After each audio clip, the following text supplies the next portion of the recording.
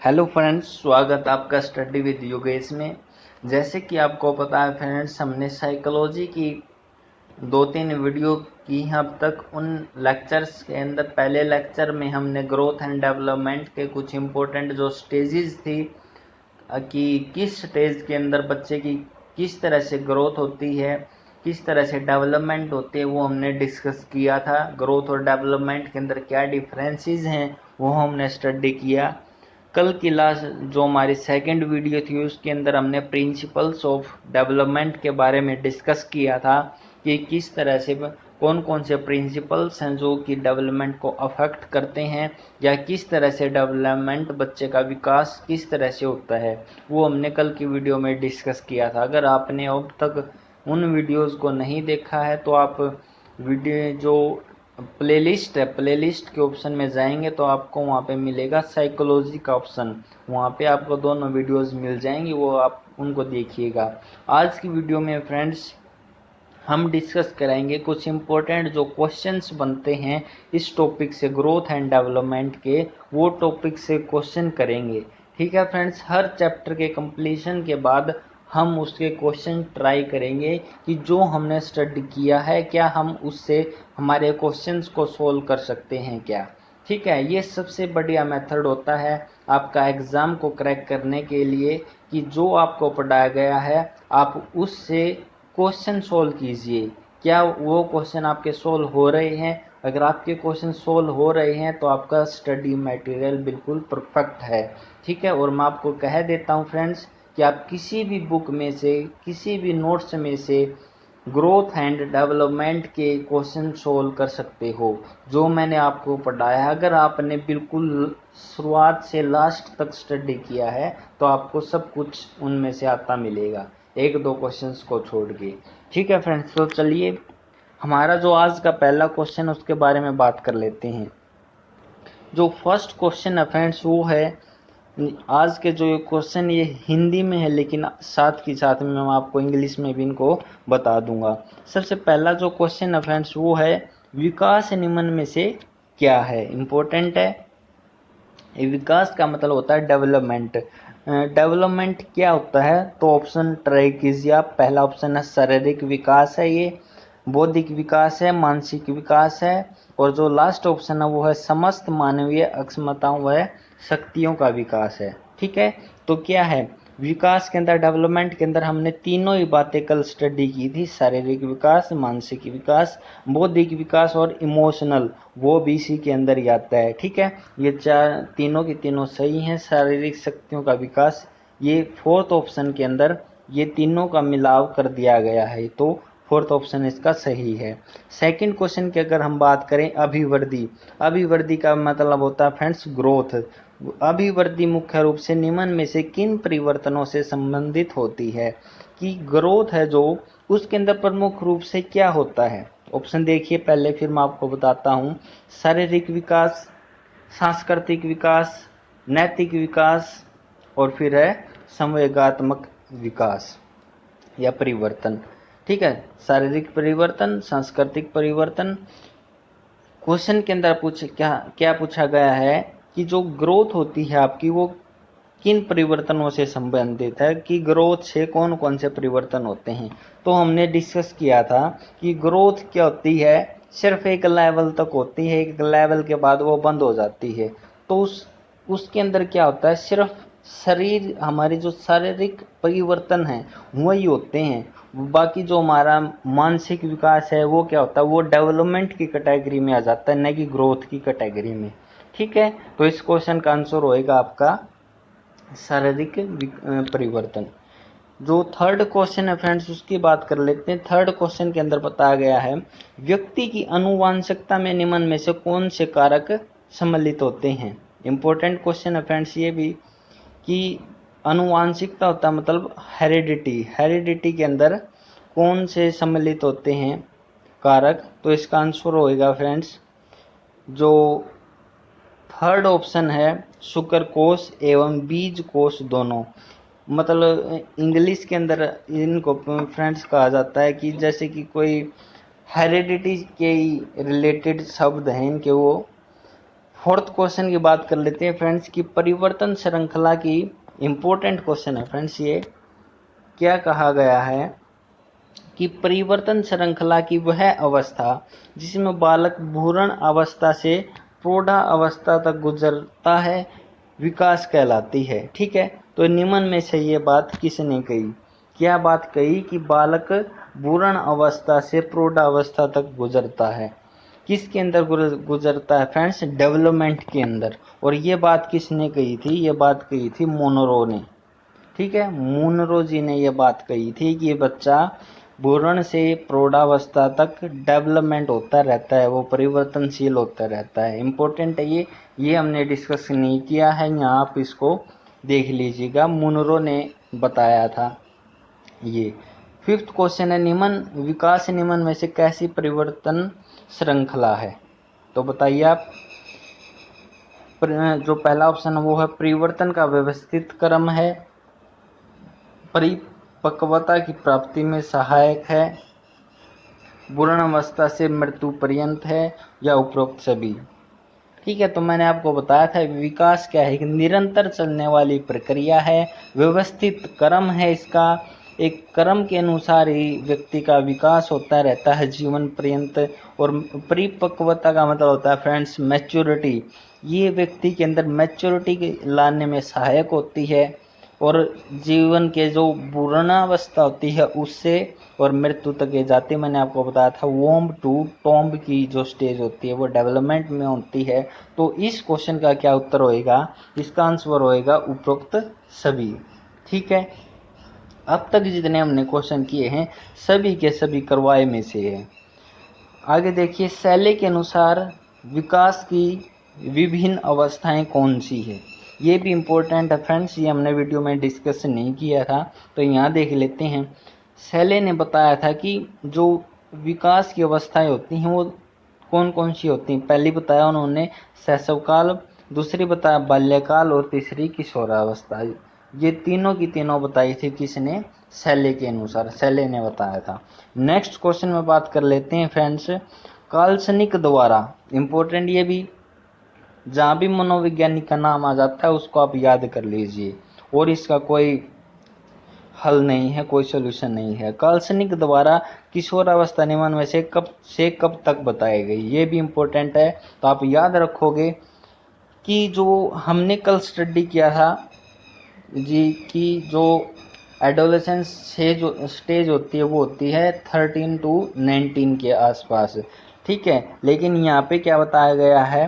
काल्पनिक के द्वारा जो किशोरावस्था की एज होती है वो होती है, सी ऑप्शन सही रहेगा, 12 साल से 20 साल तक। किसके अनुसार है ये काल्पनिक के अनुसार है।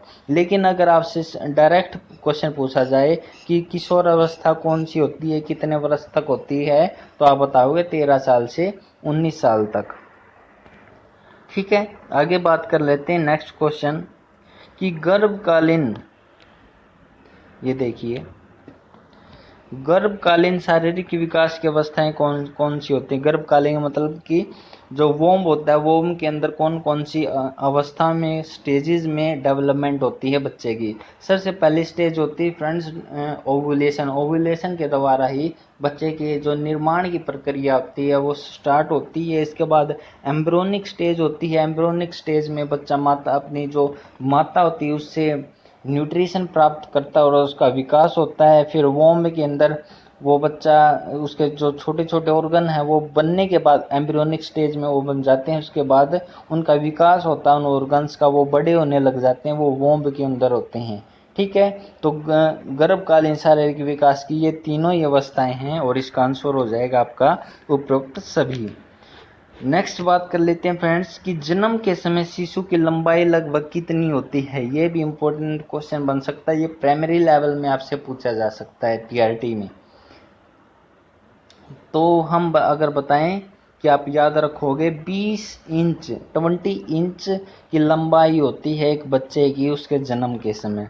नेक्स्ट बात कर लेते हैं कि शरीर के मुख्य रूप से निम्न में से कौन से तंत्र होते हैं? सभी को पता है, श्वसन तंत्र होता है, रेस्पिरेटरी, पाचन तंत्र आपका डाइजेस्टिव सिस्टम, और परिवहन तंत्र इसको जो किडनी होती है आपकी वो इसी के अंदर आती है, परिवहन तंत्र। तो ये तीनों के तीनों ये हमारे बॉडी के अंदर परिवहन तंत्र का काम करते हैं, सिस्टम है हमारे बॉडी के अंदर। तो इसका आंसर होएगा उपरोक्त सभी। नेक्स्ट बात कर लेते हैं कि किशोरावस्था में शारीरिक विकास की दृष्टि से क्या परिवर्तन होने लग जाते हैं। इम्पोर्टेंट है, कल हमने बात की थी किशोरावस्था को क्या कहा जाता है, स्ट्रेस की एज कहा जाता है। और किसने कही थी ये, स्टैनले हेले ने कही थी ये बात, ठीक है। स्ट्रोम एंड स्ट्रेस एज कहा था स्टैनले जी ने। यहाँ पे क्वेश्चन में क्या कहा गया है कि शारीरिक विकास की दृष्टि से क्या परिवर्तन होने लग जाते हैं। आप सभी को पता है, स्वर में भारीपन आ जाता है, स्नायु मंडल का पूर्णतः प्राप्त करना, स्नायु मंडल, और फिर जो हड्डी होती हैं वो मजबूत हो जाती हैं। उपरोक्त सभी इसका आंसर आएगा। फिर बात करें अगर हम, जीवन अत्यंत मनोकारी, आनंदपूर्ण और सौपनशील नमन में से कौन सी अवस्था में होता है, किशोरावस्था में। किशोरावस्था में ही बच्चा ज़्यादा आनंद लेता है और ज़्यादा सपने लेता है कि मैं ये बनूंगा, ये बनूंगा, ठीक है। फिर बात कर लेते हैं फिर, मानसिक विकास निम्न में से किस विकास का प्राय है। तो मानसिक विकास हमारा बौद्धिक विकास से रिलेटेड है, मेंटल जो एबिलिटी है उससे ये रिलेटेड है। नेक्स्ट बात कर लेते हैं, नेक्स्ट क्वेश्चन है जो 14th क्वेश्चन है हमारा, शैशव में मानसिक विकास का आधार निम्न में से क्या है। कि कोई बच्चा है, बिल्कुल छोटा सा शिशु है, वो किस तरह से बातें समझेगा। तो वो सिर्फ समझेगा ज्ञानेंद्रियों के द्वारा। ज्ञानेंद्रिय हैं जो हमारी आँख, कान, नाक, जीभ, उन्हीं के द्वारा वो समझेगा और उसके पास और कोई समझ नहीं है। तो ज्ञानेंद्रिय इसका आंसर होगा। नेक्स्ट बात करें, विद्यालय जीवन बालक के मानसिक विकास में निम्न में से किस प्रकार सहायक होता है। इम्पोर्टेंट है, विद्यालय का एक महत्वपूर्ण योगदान होता है बच्चे के जीवन काल में। पहला ऑप्शन है अन्य बालकों के संपर्क में आना, बिल्कुल सही है, बच्चों के संपर्क में आते हैं। सेकंड है विचार विनिमय, बच्चे एक दूसरे के अपने विचार शेयर करते हैं, किसी के सुनते हैं, किसी को अपने विचार बताते हैं।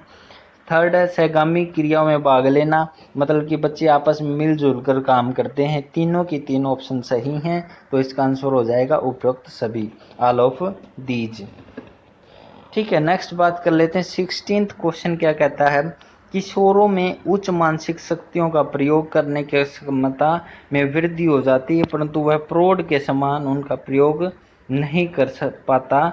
यह कथन किसके द्वारा कहा गया। इम्पोर्टेंट है फ्रेंड्स, क्रो एंड क्रो के द्वारा कही गई है ये बात, क्या कि किशोरों में उच्च मानसिक शक्तियों का प्रयोग करने की क्षमता में वृद्धि हो जाती है, लेकिन वह प्रौढ़ों के समान उस शक्ति का उपयोग नहीं कर पाता, ठीक है। कि मान लीजिए जो किशोरावस्था उसमें बच्चा सोचने तो ज़्यादा लग जाता है, लेकिन उसको जो सामाजिक ज्ञान होता है वो एक प्रौढ़ को ज़्यादा होता है, उसका वो ज़्यादा यूज नहीं कर पाता किशोरावस्था के अंदर। और ये बात किसने की थी, क्रो ने ये बात कही थी। नेक्स्ट स्लाइड में अगर हम बात करें फ्रेंड्स, आज हम लगभग 40 क्वेश्चन के लगभग आज हम कंप्लीट कर लेंगे। जो कंप्लीट हमारे जो क्वेश्चन बन सकते हैं ग्रोथ एंड डेवलपमेंट के, वो सारे कर लेंगे इसी वीडियो के अंदर, ठीक है। तो वीडियो में बने रहिए। वीडियो अगर आपको पसंद आई हो तो वीडियो को लाइक कीजिए, शेयर कीजिए और चैनल को सब्सक्राइब ज़रूर कीजिए, ठीक है।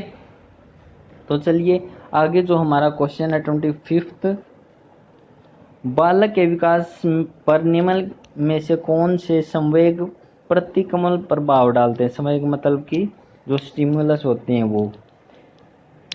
सबसे पहला है भय, फिर ईर्ष्या, घृणा और उपरोक्त सभी। सभी के सभी हैं, क्योंकि अगर बच्चे का मान लीजिए कोई बच्चा किसी स्कूल में जाता है, वहाँ पे वो टीचर से डरता है, किसी बच्चे से वो ईर्ष्या करता है, जलन करता है, घृणा का मतलब भी वही हो गया। तो ये तीनों के तीनों बच्चे के ऊपर गलत प्रभाव डालेंगे, जिससे बच्चे का डेवलपमेंट नहीं हो पाएगा, बच्चा स्कूल में नहीं जाएगा। नेक्स्ट क्वेश्चन में बात कर लेते हैं, संवेग जन्मजात तथा मौलिक होते हैं, यह निम्न में से किसने कहा है। तो आप बताओगे वॉटसन ने ये बात कही है कि जो संवेग होते हैं वो मौलिक होते हैं और जन्मजात होते हैं। ठीक है। नेक्स्ट क्वेश्चन में अगर बात करें, बाल्यावस्था का काल निम्न में से कब तक होता है? ये भी इम्पोर्टेंट है, मैंने कल आपको बताया था बाल्यावस्था का काल 6 से लेकर 12 साल तक होता है। ठीक है। देखिए आप फ्रेंड्स, यहीं पे आप देख लीजिए, मैंने कल आपको बताया था कि जो बाल्यावस्था का काल होता है उसमें 2 भाग में डिवाइड कर दिया जाता है, अर्ली चाइल्डहुड, लेट चाइल्डहुड। ठीक है। और आज की वीडियो में हमने अब स्टडी किया था कि जो किशोरावस्था होती है, किशोरावस्था आपकी 13 साल से और 19 साल तक होती है। ठीक है। और जो बाल्यावस्था होती है वो होती है 6 से 12 साल तक। फिर बात करें किशोरावस्था में संवेगात्मक विकास के निम्नलिखित में से क्या लक्षण हैं? किशोर अवस्था में विकास के क्या लक्षण हैं? तो सबसे पहला होगा संवेगात्मक अस्थिरता, कि जो संवेग होंगे उसके स्टिमुलस होगी, बॉडी स्टिमुलस करेगी, वो अस्थिर होंगे, स्थिर नहीं होंगे। बहुत ज़्यादा बच्चे के अंदर एनर्जी होगी, उस बच्चे के अंदर जो किशोर अवस्था से गुजर रहा है। काम भावना का विकास हो जाएगा। संवेदनात्मक तीव्रता, मतलब कि जो इमोशनल्स होंगे उसके वो ज़्यादा होंगे, ज़्यादा इमोशनल बच्चा होता है किशोर अवस्था में। तो चारों के चारों ऑप्शन सही है, 4th ऑप्शन आपका सही है। आगे बात करें फ्रेंड्स, अगर जो इम्पोर्टेंट क्वेश्चन वही मैं आपको बताता हूँ, वरना वीडियो ज़्यादा लंबी हो जाएगी। भाषा व्यक्ति, जो 31 क्वेश्चन है ये देखिए फ्रेंड्स, भाषा व्यक्ति के कैसे विकास का दर्पण होता है? तो भाषा से क्या होता है? व्यक्ति का सामाजिक विकास होता है, क्योंकि बच्चा समाज में सीख जाता है बोलने के लिए, उनकी भाषा को ग्रहण कर सकता है, उनकी भाषा को समझ सकता है। फिर है कि नैतिक विकास होता है, बच्चे के अंदर नैतिक मूल्यों का विकास होता है। फिर है कि सांस्कृतिक विकास, सामाजिक विकास होएगा बच्चा का, तो साथ ही साथ में संस्कृति सीखेगा कि हमारी कौन क्या संस्कृति है। तो हम कह सकते हैं कि भाषा के विकास से बच्चे का सामाजिक, सांस्कृतिक और नैतिक तीनों ही विकास होते हैं। तो इसका आंसर हो जाएगा उपरोक्त सभी। नेक्स्ट बात करें कि कोई 10 माह का बच्चा है, 10 माह का शिशु है, वो अपने भावों को, अभिव्यक्ति को किस माध्यम से प्रस्तुत करेगा? पहला ऑप्शन है ध्वनियों के द्वारा, सेकंड है अटपटे शब्दों के द्वारा, तीसरा है आपका कि शब्दों के द्वारा, और चौथा है वाक्यों के द्वारा। आप सभी को पता है 10 माह का बच्चा ना वाक्य बोल सकता, ना शब्द बोल सकता, और ना अटपटे शब्द बोल सकता। तो वो क्या बोल सकता है? वो सिर्फ ध्वनियाँ बोल सकता है। जैसे कि बच्चा को अगर भूख लग जाती है तो वो रोने लग जाता है।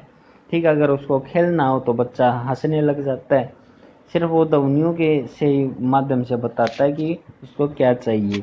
नेक्स्ट बात कर लेते हैं कि लड़कों की अपेक्षा लड़कियों में शैशवावस्था में भाषा विकास की गति तीव्र होती है, यह मत निम्न में से किसका है? इंपॉर्टेंट है फ्रेंड्स ये क्वेश्चन। ठीक है। कि लड़कियों के अंदर जो शैशवावस्था होती है उसके अंदर आप सिंपल भाषा में अगर मैं आपको समझाऊं कि जो लड़कियां हैं वो जल्दी बोलना शुरू कर देती हैं लड़कों की बजाय। ये कथन किसने कहा? तो आप बताओगे एनास्टसी ने ये शब्द कहा है। नेक्स्ट क्वेश्चन में बात कर लेते हैं, शिशुओं के भाषा विकास पर निम्न में से किन का नकारात्मक प्रभाव पड़ता है? देखिए फ्रेंड्स, अगर बच्चा बहरा है तो बच्चे को सुनेगा नहीं कि टीचर क्या कह रहा है, उसका ही प्रभाव पड़ेगा उसके ऊपर।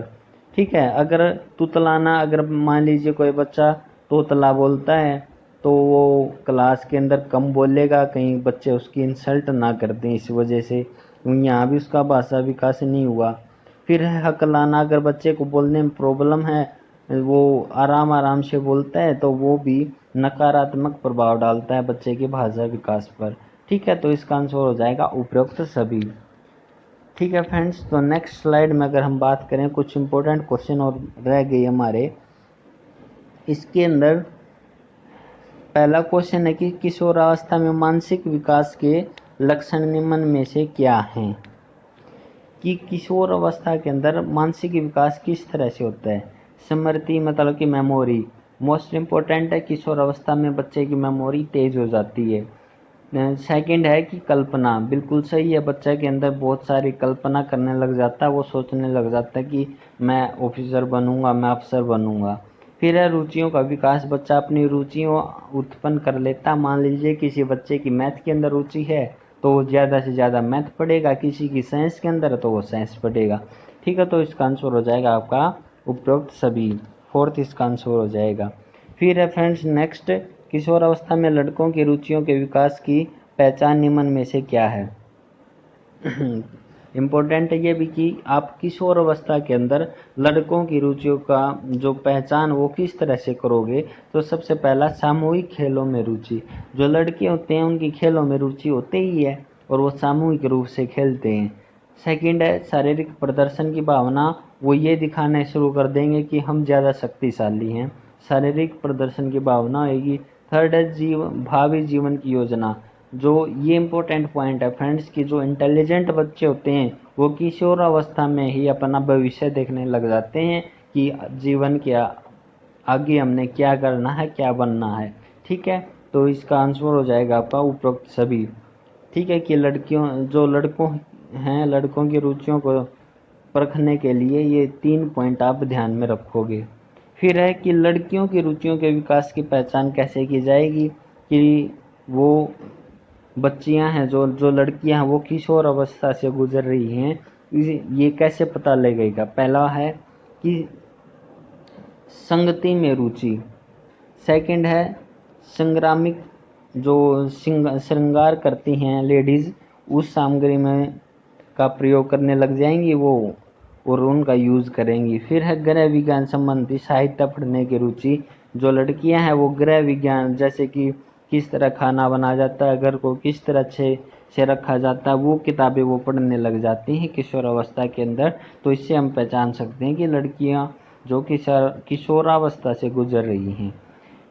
फिर बात आती है फ्रेंड्स मानसिक विकास को प्रभावित करने वाले कारक निम्न में से कौन से हैं। इंपॉर्टेंट क्वेश्चन है, सीटेट के अंदर पूछा गया है कि मानसिक विकास को प्रभावित करने वाले कारक कौन कौन से हैं। मैंने आपको बताया था वंशानुक्रम, मतलब कि हेरिडिटी भी प्रभावित करती है, एनवायरनमेंट भी प्रभावित करता है, और सामाजिक आर्थिक स्थिति, मतलब कि सोशियो इकोनॉमिक जो स्थिति होती है वो भी अफेक्ट करती है डेवलपमेंट को, मानसिक विकास को।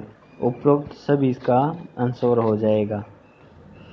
नेक्स्ट बात कर लेते हैं फ्रेंड्स 21 जो क्वेश्चन है, प्रजनन शास्त्र के क्षेत्र में मटर के दानों पर आनुवांशिकता का प्रयोग निम्न में से किसने किया। इंपॉर्टेंट क्वेश्चन है फ्रेंड्स, ये आपका आ जाता है कि जो जेनेटिक्स है उसके अंदर मटर का दाने का प्रयोग किया गया था कि किस तरह से हम हाइब्रिडाइजेशन करवा सकते हैं, किस तरह से एक पौधे से बहुत सारे पौधे बना सकते हैं। तो ये प्रयोग किया था मेंडल ने, सभी को पता होगा इस नाम का। मेंडल ने जो पी प्लांट था, पी प्लांट के ऊपर उन्होंने अपनी स्टडी की थी।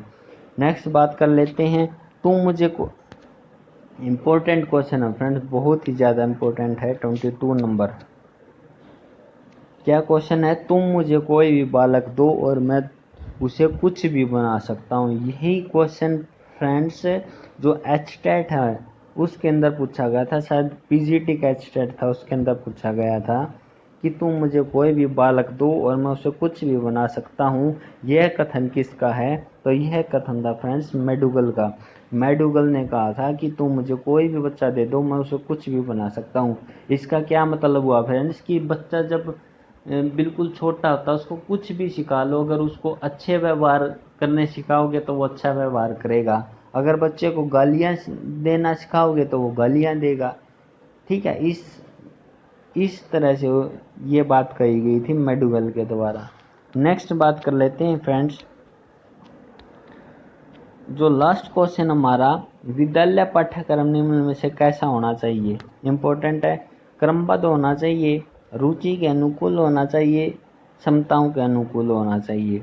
तो बताइए आप कैसे होना चाहिए विद्यालय का पाठ्यक्रम।